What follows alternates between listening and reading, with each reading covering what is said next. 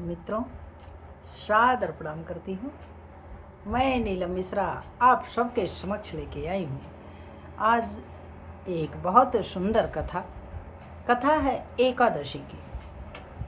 आप सबको पता है कि एकादशी व्रत सभी व्रतों में सबसे पुनीत, सबसे पावन और सबसे उत्तम माना गया है। एकादशी व्रत अवश्य करें, क्योंकि एकादशी हमारे सांसारिक भोगों को देने वाली और जीवन के उपरांत परम मोक्ष को देने वाला व्रत है। आपको सद रास्ते पर ले जाने वाला व्रत है। तो इसलिए आज मैं एकादशी की कथा लेकर आई हूँ।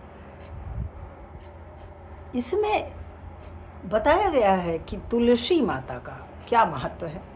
इस कथा में तुलसी पूजन का भी विशेष रूप से यथा योग्य आवश्यकता और भगवान को परम प्रिय माता तुलसी हैं, ये आप सबको पता है। तो कैसे प्रिय हैं, कैसे परमात्मा प्रसन्न होते हैं आपके पूजा से, आपके पाठ से, आपकी भक्ति से, आपके समर्पण से। तो सुने कथा। बहुत समय की बात है मित्रों, एक बुढ़िया माई थी। उनका जीवन बीत गया था भगवान की पूजा में, वंदना में, अर्चना में। हर वक्त वो पूरा समय अपने जीवन का कोशिश यही करती कि प्रभु के भजन में जाए, कीर्तन में जाए, सत्संग में जाए। उनके एक बेटा था, बहू थी, एक पोता था। तो उनका नाम था सुखवती, किंतु उन्हें सब लोग सुखिया माई बुलाते थे कि सुखिया माई बड़ी अच्छी हैं, बहुत संतोषी प्रवृत्ति की हैं। हर प्रकार से उनके आचरण का, उनके व्यवहार की बड़ाई पूरे गांव में, पूरे समाज में होती थी। इस प्रकार समय बीत रहा था। एक बार एकादशी का दिन आया तो सुखिया माई क्या करती हैं, सुबह उठ करके भगवान विष्णु का पूजन अर्चन वंदन करती हैं, तुलसी माता को जल देती हैं, धूप दीप नैवेद्य से भोग लगाती हैं और सब प्रक्रिया करने के उपरांत जल ग्रहण करती हैं और 2-4 सखियों को भी बुला लेती हैं। उनका प्रतिदिन का नियम था, कुछ सत्संग वगैरह चला करता था, भगवत चर्चा, भगवत भजन। उनकी सखियां भी थीं 2-4। उन सखियों में नवयुवती भी थी, क्योंकि भाई उम्र का इसमें तो कुछ है नहीं, है तो न उम्र की सीमा हो, न जन्म का हो बंधन। क्योंकि प्रेम जब होता है तो आवश्यक नहीं कि बराबर वालों के साथ ही हो। सुखिया माई के बहुत सहेलियां थीं। तो एक दिन एकादशी का दिन आया तो पूजा पाठ करके उन्होंने कहा कि आओ सब लोग भजन कीर्तन किया जाए। भजन कीर्तन करेंगे, उसके उपरांत फिर फलाहार करेंगे, बातचीत करेंगे।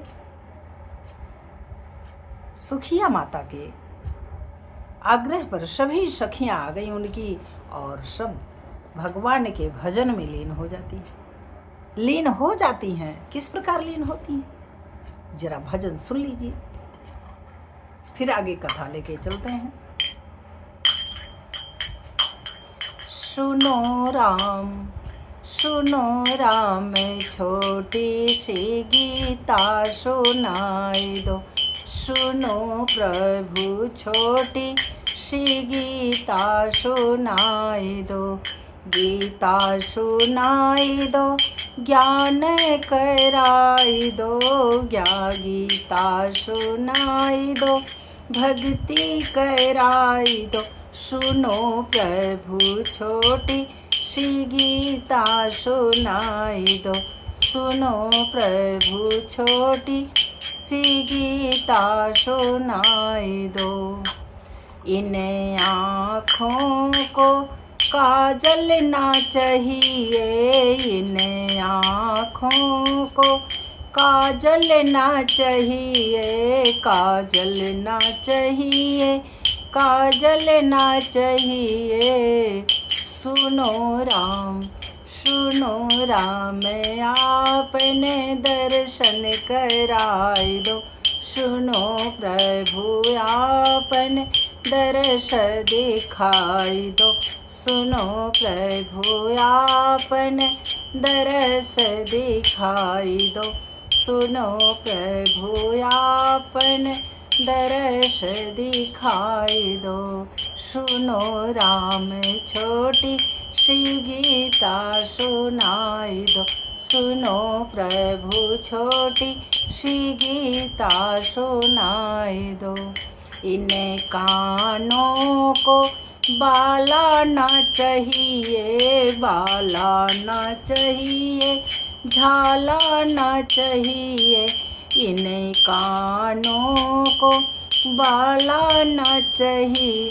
सुनो प्रभु, हाँ सुनो प्रभु, हमें को कथा सुनाई दो। सुनो प्रभु, वेद पुराण सुनाई दो। सुनो प्रभु, कीर्तन भजन सुनाई दो।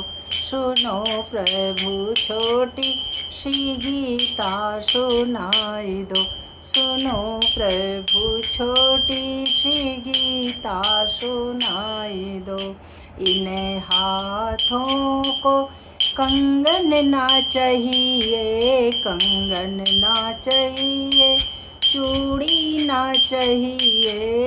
इन हाथों को कंगन ना चाहिए, कंगन ना चाहिए, चूड़ी ना चाहिए। सुनो प्रभु, हाँ सुनो प्रभु, हाथों से दान कराई दो। सुनो प्रभु, दान और धर्म कराई दो। सुनो प्रभु, दान धर्म करवाई दो।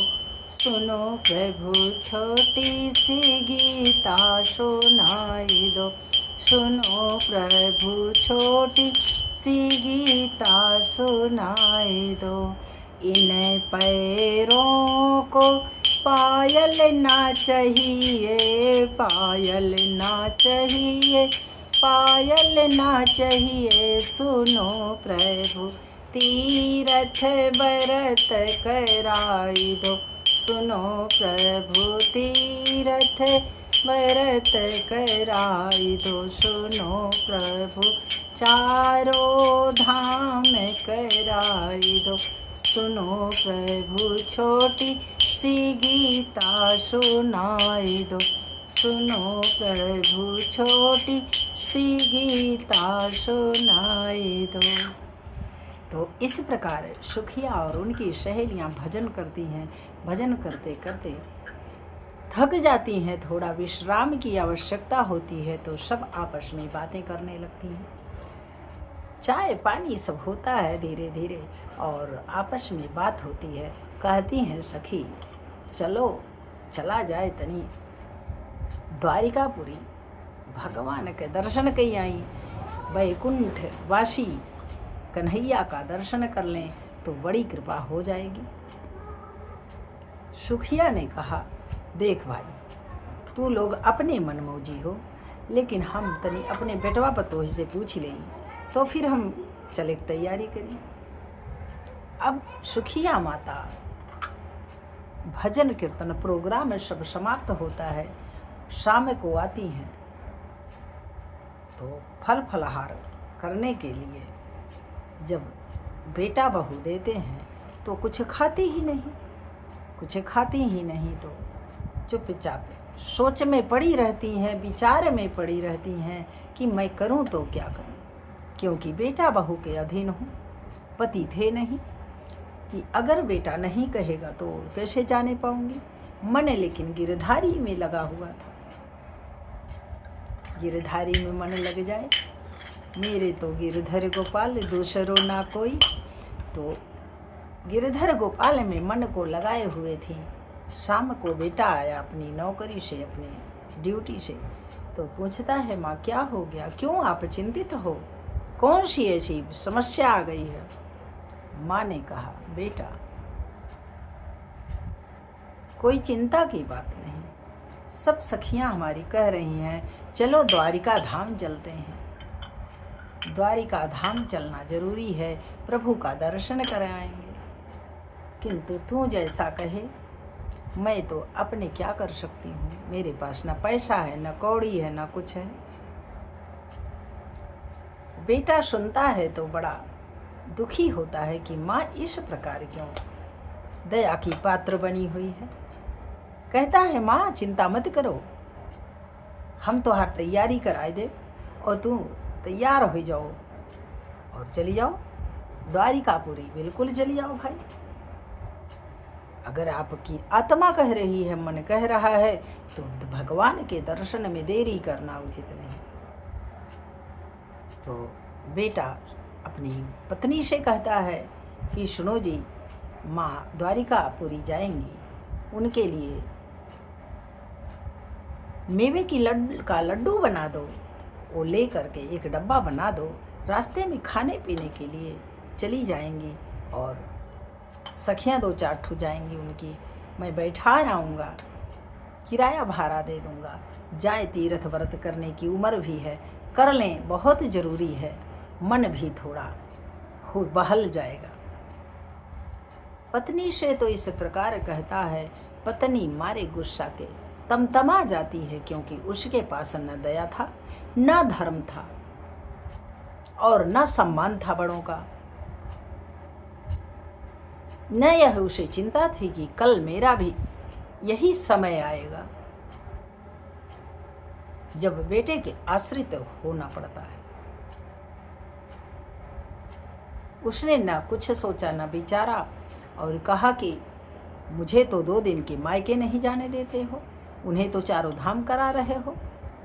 बेटा कहता है कि तू अपनी मन मौजी की मालिक है, तुम्हें कौन रोकता है, माँ को भेज दो, माँ को मैंने कह दिया है तो कह दिया है, सीधी सी बात है। उन्हें तुम लड्डू बना देना, मेवा ढेर सारा ला करके रख देता है और कहता है अच्छा सा घी वगैरह डाल के बना देना, जिससे माँ को कोई समस्या ना हो।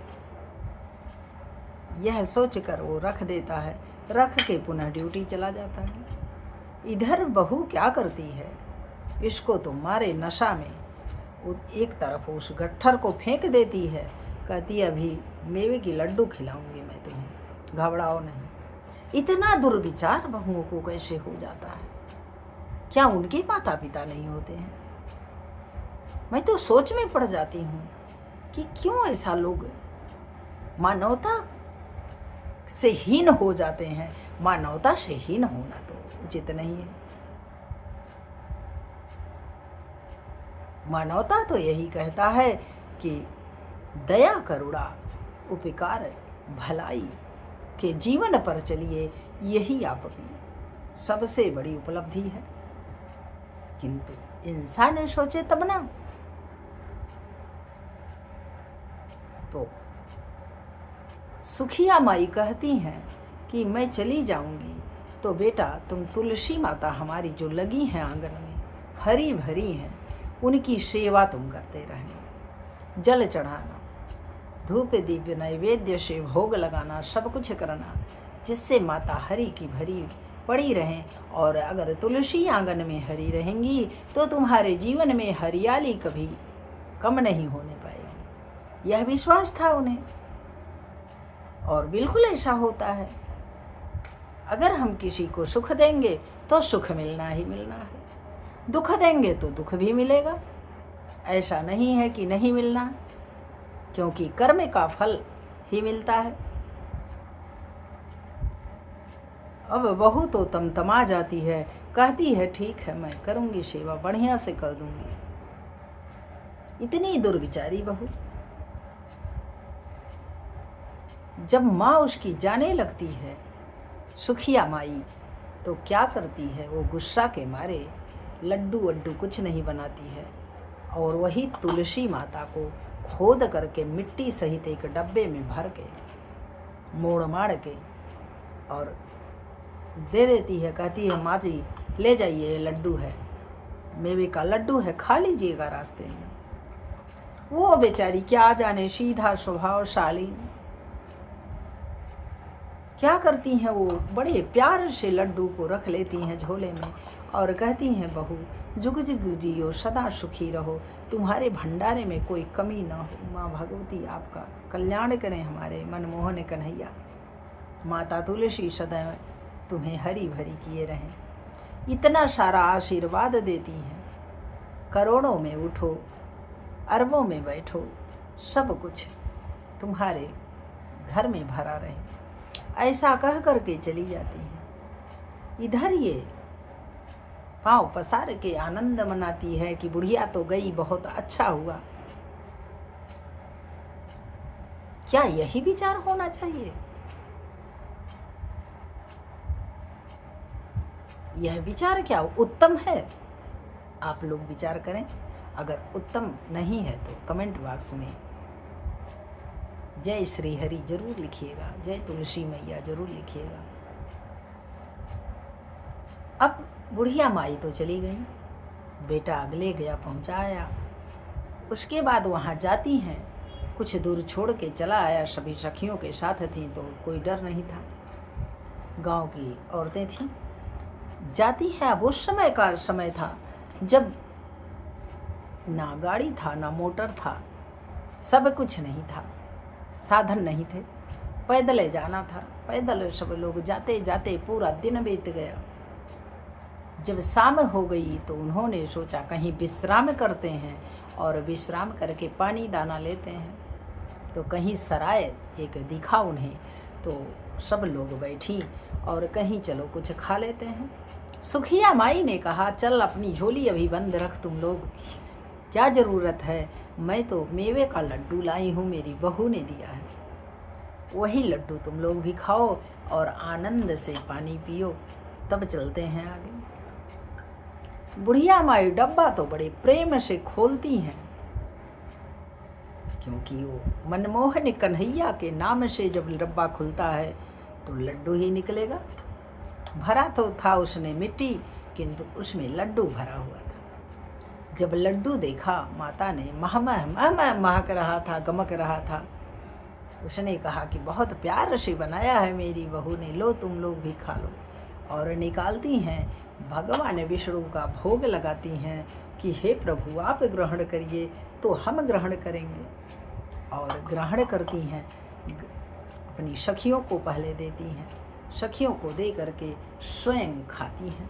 कहती हैं मेरी बहू जुग जुग जिए, उसका भंडार सदा भरा रहे, लाखों में उठे और करोड़ों में बैठे, ये मेरा आशीर्वाद है। इतना सुंदर लड्डू इसने बनाया है। तुलसी का पत्र भी उसमें रखा था। माता ने क्या किया, थोड़ा लड्डू निकाल लिया और निकाल करके एक तुलसी पत्र और थोड़ा लड्डू डब्बे में साफ ही रख दिया और साफ से निकाल करके सखियों को बांटा, स्वयं खाया, भगवान का भोग लगाया। खाने के बाद विश्राम की और सभी सहेलियों के साथ पुनः चलना हुआ। जाकर के द्वारिकापुरी में पहुँच जाती हैं। जब पहुँच जाती हैं वहाँ पर तो क्या होता है, देखती क्या है कि इतनी लंबी लाइन लगी हुई है कि देख करके सुखिया माई के तो छक्के छूट गए। उन्होंने कहा मैं बुजुर्ग महिला कैसे मैं इस भीड़ को क्रॉस करके जा पाऊंगी।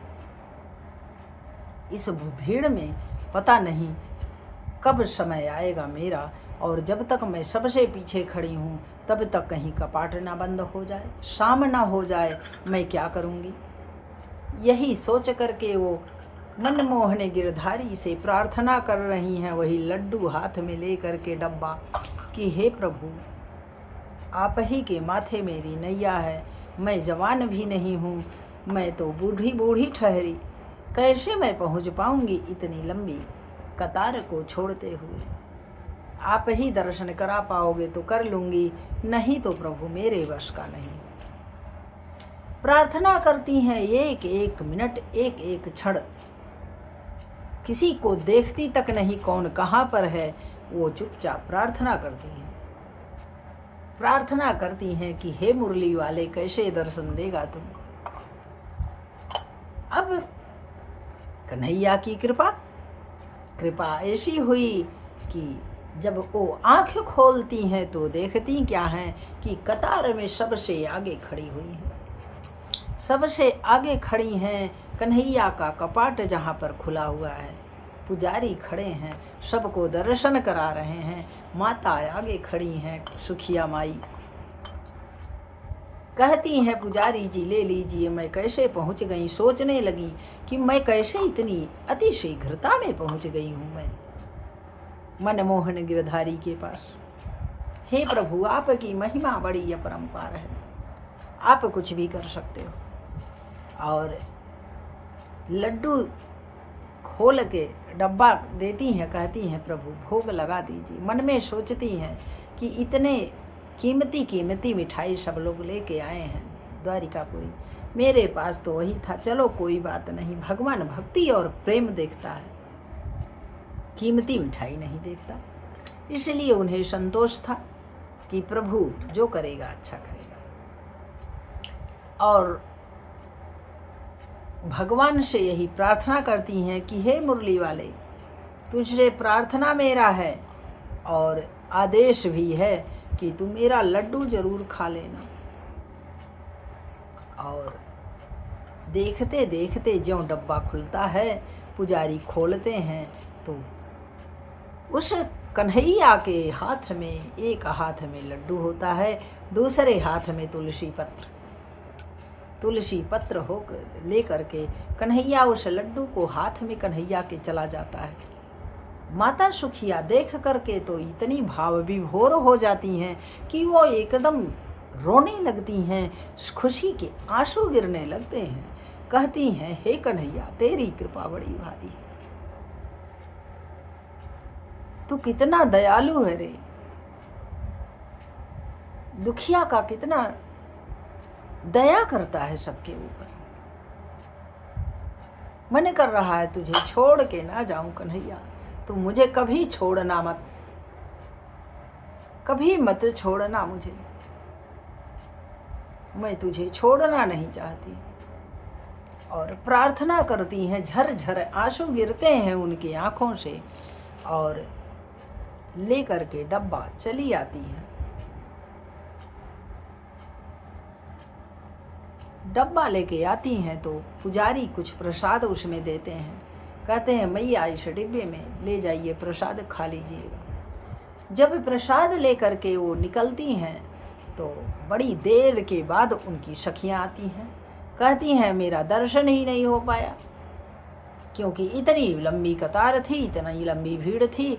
कोई कहता मुझे थोड़ा सा दर्शन हुआ, कोई कहता मुझे हुआ ही नहीं, कोई कहता मैं फाटक देख के चली आई, कोई कहता मैं भीड़ देख के चली आई।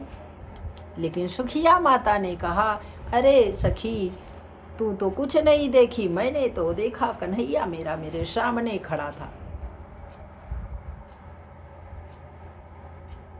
मेरे सामने कन्हैया खड़ा था और मेरा लड्डू भी खाया, मुझे प्रसाद भी दिया, मैंने उसके चरण भी पकड़े। तो सब लोग, सारी सखियां उनकी सुखिया माई का पैर छूने लगती हैं, प्रेम से कहती हैं कि हे माता, आप तो प्रभु की सबसे बड़ी भक्त हो, इसलिए भक्तों के पद की धूली अगर लग जाए तो कल्याण हो जाए। और सब लोग दर्शन करके चली आती हैं वापस अपने अपने घर। 2 दिन लग जाते हैं उधर से, थकान में धीरे धीरे आना हुआ। आकर के घर पर पहुंचती हैं तो क्या होता है, देखती हैं कि घर पे बेटा पानी लेके दौड़ता है, माँ को बैठाता है और सहलाने लगता है कि माँ तेरी तबीयत तो ठीक है, तू खुश तो है, प्रसन्न तो है, तू अस्वस्थ तो नहीं है। कहती हैं नहीं बेटा, जिसका रखवाला कन्हैया हो वो कैसे दुखी हो सकता है। उसने तो हमारी रक्षा स्वयं करी है। और ये बता तू पानी लेके क्यों आया है, बहू कहाँ गई। उसने कहा बहू को मैंने निकाल दिया घर से, मायके गई होगी और कहाँ जाएगी, कहाँ ठिकाना लगेगा उसका। उसने कहा बेटा क्या हुआ, क्यों ऐसा किया। वो उसने तो मुझे मेरी बड़ी सेवा की और तुम इस प्रकार क्यों किए उसके साथ, तुम बहुत निंदनीय काम किए हो, ऐसा नहीं करना चाहिए। घर की लक्ष्मी थी वो, घर की लक्ष्मी को कोई निकालता है क्या। जब माँ डांटती है तो बेटा सारा उसका किया धरा बताता है। कहता है देख माँ वहाँ मेवे का गट्ठर पड़ा हुआ है। उसने कहा मैं कुछ नहीं दूंगी और आपको तुलसी माता का जड़ खोद करके डब्बे में भर के इसने दे दिया था। बताइए ये अन्याय भगवान नहीं सहेगा, मनुष्य क्या सहेगा। तो माता ने सारी बात बताई, सुखिया माता ने, कि उसी के कारण तो मुझे दर्शन मिले, चाहे उसने अच्छा किया चाहे बुरा किया। वहाँ तो लड्डू बन गया, वो मेवे का लड्डू बन गया, वो गमक रहा था बढ़िया और भोग भी लगा। कन्हैया ने खाया भी, मुझे भी दिया है, तेरे लिए लाई हूँ, मैं तो खाई नहीं, मैंने सोचा बच्चों को दूंगी। और पूरा प्रसाद देती हैं, कहती हैं जाओ पहले बहू को लिवा के लाओ मायके से, जो कुछ हो उसने किया उसका प्रायश्चित करेगी, भगवान से माफ़ी मांगेगी, क्षमा मांगेगी, भगवान कल्याण करेंगे। बेटा जाता है माँ का आदेश पाकर, बहू को ले आता है और बहू की सद्बुद्धि आ जाती है माता तुलसी और कन्हैया की दया से।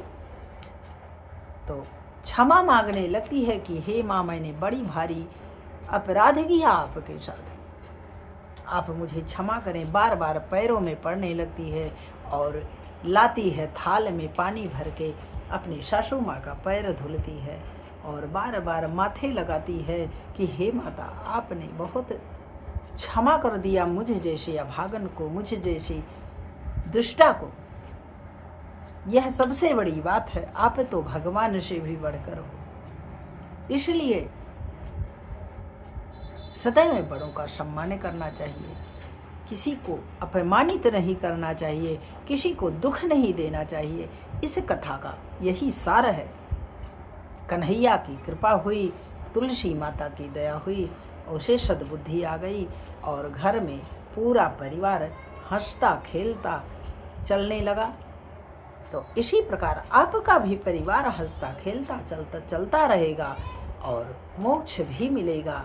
किंतु आप उस रास्ते पर तो चल के देखिए, नहीं चलेंगे तो कुछ होने वाला नहीं है।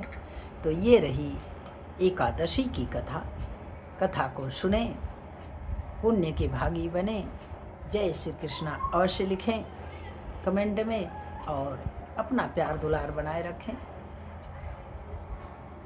जय श्री कृष्ण गोविंद हरे मुरारे, हे नाथ नारायण वासुदेवा। श्री कृष्ण गोविंद हरे मुरारे, हे नाथ नारायण वासुदेवा, हे नाथ नारायण वासुदेवा। जय श्री कृष्णा। अगली वीडियो लेके पुनः मैं उपस्थित होंगी, तब तक के लिए वाणी को विराम देती हूँ। जय